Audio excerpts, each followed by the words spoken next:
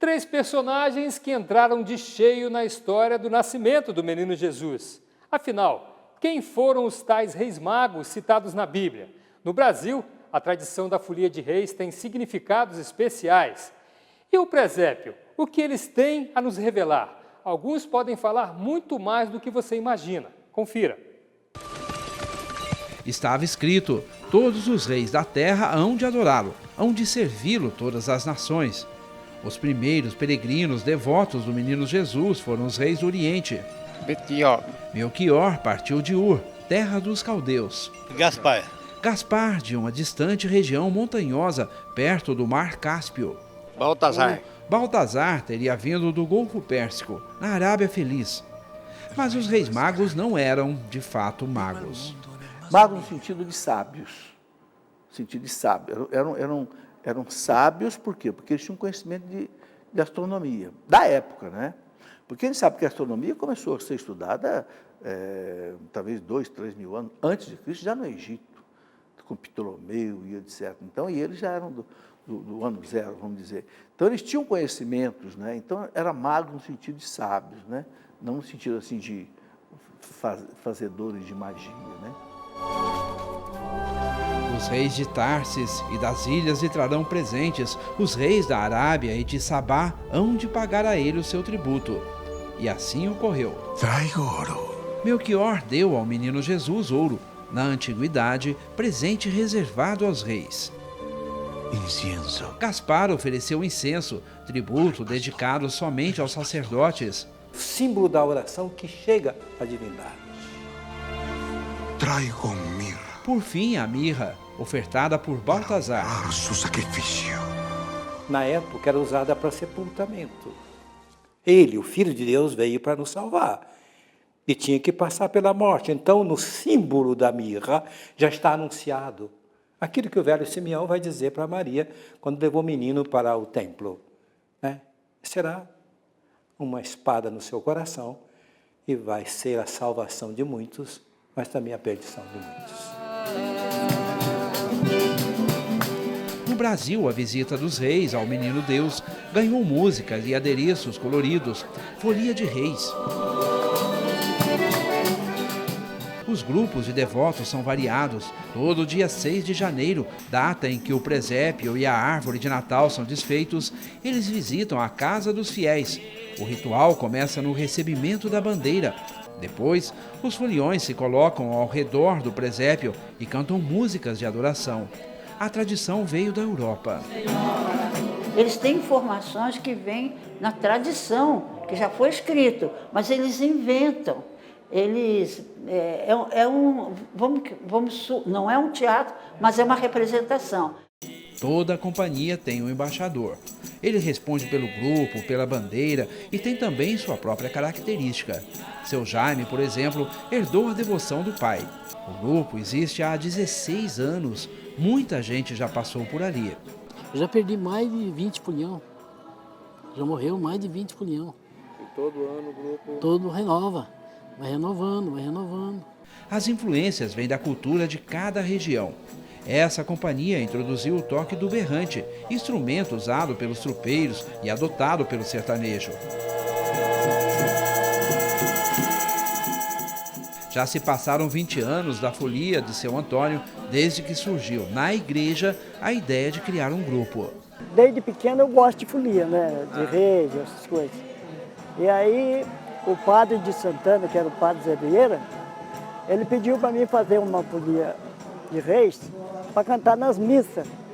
A indumentária colorida mostra os valores sertanejos, o violão, o estilo de música, a estrela de Belém. O que é a estrela nessa história do nascimento de Deus? Uma estrela indicou para os reis o caminho onde estava Cristo, o nascimento de Cristo. Tudo tem uma razão de ser. Tudo deseja remeter ao contexto do nascimento de Cristo de forma simples, quase ingênua. Aqui tem os 3 reis magos, tem 2 moromos, né? Que esses 2 aqui, ó. Né? A Andréia, que está ali com a nossa estrela hoje, né? O marido dela é o Gino, lá que é o Reis. Aqui a violeira ali, a Ana. O palhaço. Quase todo grupo tem o seu. Parece que não é, mas é uma peça da mais importante da Folia de Reis do Morombo. A crença popular deu a ele uma posição de importância vital. Quando Jesus nasceu, Herodes queria roubar Jesus. Todo mundo sabe disso, né? E os palhaços confundiram para fugir. Então a turma ficaram preocupada com o palhaço e fugiu com Jesus para o Egito. Tradicionalmente, conta-se que os reis do Oriente se reuniram 50 anos após o nascimento de Cristo, e cada qual em anos diferentes. Morreram exatamente no dia 6 de janeiro. Seus corpos se encontram na igreja de Colônia, na Alemanha. Os santos reis continuam espiritualmente vivos quando a folia visita a casa dos devotos. Eu senti muito alegre, muito feliz, assim, de estar aqui hoje, né, presenciando a Folia de Reis, essa abertura que, para mim, é a maior satisfação do mundo, né, assim, da minha vida. Maria Aparecida aprendeu a fazer presépio em casa, com a mãe, e não parou mais. Neste evento, organizado em São José dos Campos, interior de São Paulo, ela foi convidada a fazer um aberto ao público. Simplicidade e capricho estão em cada detalhe. Mas atenção, nada ali se encontra por acaso. O mais belo segredo desse presépio é o planejamento da composição. Eu monto conforme assim, meu coração pede. E o que eu acho muito interessante é assim, não me vangloriando, sabe? Muito interessante mesmo. Que toda vez que eu monto, eu vejo que nas igrejas todas montam segundo a vontade que eu tenho de montar e segundo o que eu montei. A tradição de retratar o presépio começou com Francisco de Assis em 1223, em Greccio, na Itália. O presépio é uma ficção de Francisco, é uma espiritualidade, uma mística de Francisco, que está encantado com o Filho de Deus que se encarna e quer que o povo veja plasticamente, visivelmente, essa construção de como ele nasceu. Então, no seu imaginário, olhando Lucas, ele não faz com imagens, faz com pessoas que vestem o caráter, traz animais e coloca lá, e coloca o menino de verdade ali. E ali, então, algumas pessoas, né, se comovem, né, acham bonito aquela cena e tudo mais. Alguém da comunidade, né, segundo relatos, viu justamente, né, que o menino Jesus acordara quando Francisco se aproximou. Então, ele despertou com a presença de São Francisco. E nisso, então, não é relatado assim pelos biógrafos, né? Sobretudo Celano relata isso, depois São Boaventura e depois os outros também relatam esse momento forte dessa encenação que Francisco propõe, né, do nascimento de Nosso Senhor, assim como elemento catequético, né? Então ele quer que as pessoas sintam essa mesma emoção e ele mesmo também passa por essa bonita emoção, né, de ter diante de si a representação daquilo que foi, né, da maneira mais, vamos assim dizer, próxima possível, aquilo que foi a cena do nascimento de Nosso Senhor, né? Então isso ficou para a história. O presépio vivo deu lugar às primeiras estátuas entre 1290 e 1292, pelas mãos do artista italiano Arnolfo di Campio. Elas estão no Museu da Basílica de Roma Santa Maria Maior. Logo, os presépios passaram a ser montados também em residências, mas cada país reconstrói a visita dos reis ao Menino Jesus de acordo com a cultura de seu povo.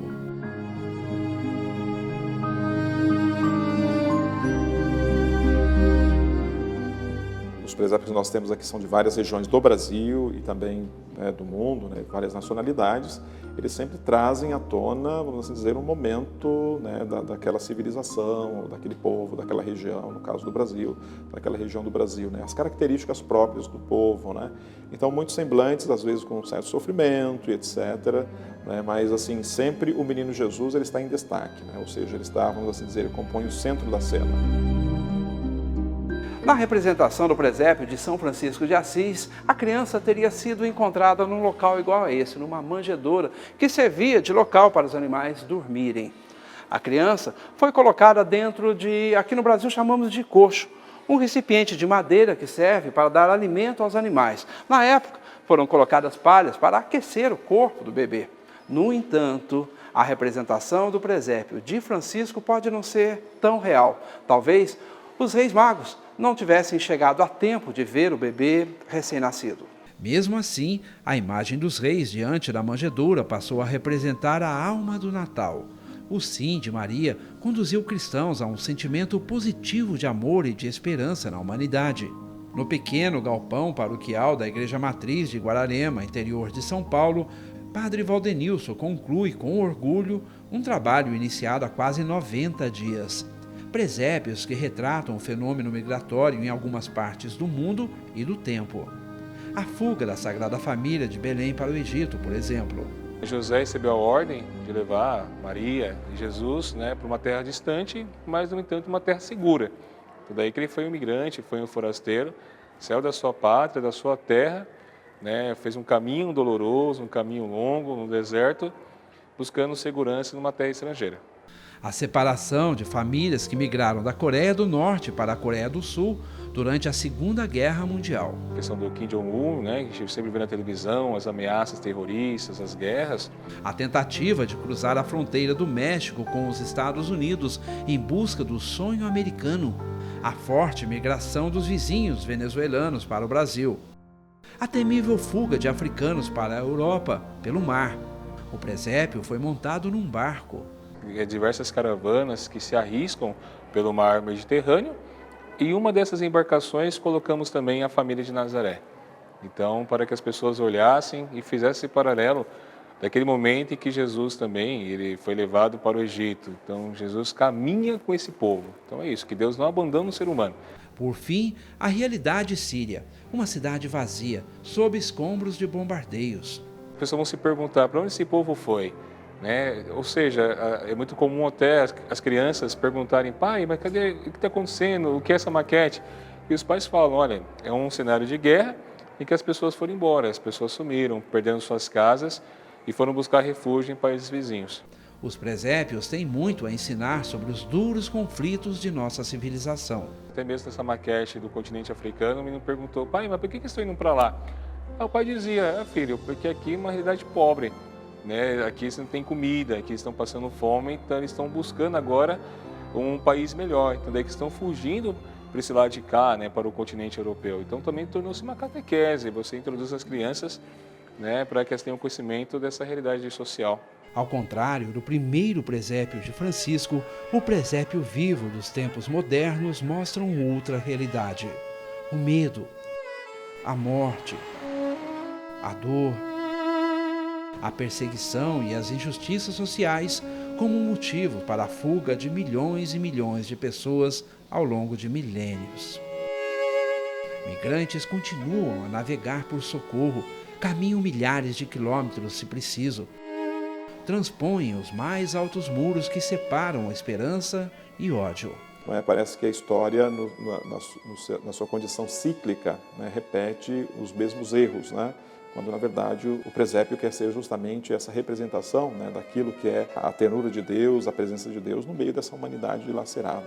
O menino ainda dorme, mas no tempo certo de cada caminhante despertará. Jesus vai dizer assim, eu não vou perguntar para você quantas missas foi, quanto terço rezou, quanta devoção teve. Eu vou lhe perguntar apenas uma coisa. Eu estava com fome, estava com sede, estava doente, não tinha roupa, não tinha onde morar, estava na cadeia e você cuidou de mim. Cada vez que você fez isso, ao menorzinho dos meus, foi a mim. Então o presépio nos diz, Jesus se identifica com a pobreza, com o pobre. Não como o pobre em si, mas como tarefa de libertação. A seguir, nossos repórteres conseguiram desvendar o significado do Papai Noel de nosso tempo. Você não perde por esperar.